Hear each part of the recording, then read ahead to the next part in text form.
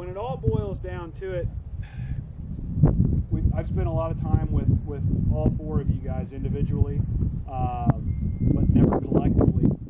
But what we're trying to accomplish from a full swing standpoint is to get you to your best impact, to your most repeatable results.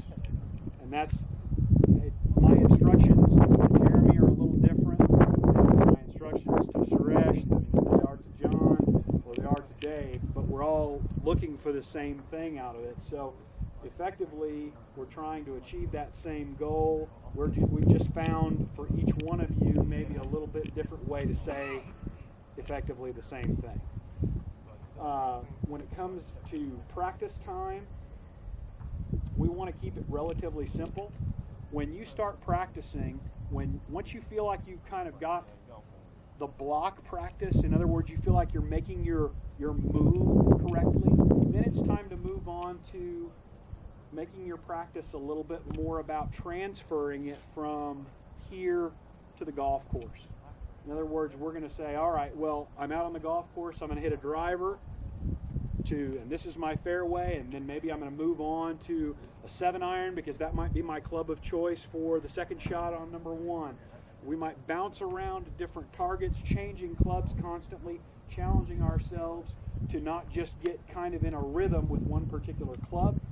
And then finally, we're going to close our practice with a little bit of game practice. In other words, you're going to challenge yourself on maybe a pass-fail basis. 5 shots. Okay, I've got 5 shots with this 7-iron to this target. Let me see if I can get to 60% or 80% of 5 shots or 10 shots, whatever that number is comfortable for you. But then give yourself a barometer. Give yourself, okay, this is my pass-fail score. This is where okay, so I got 60% last time, I want 80% this time.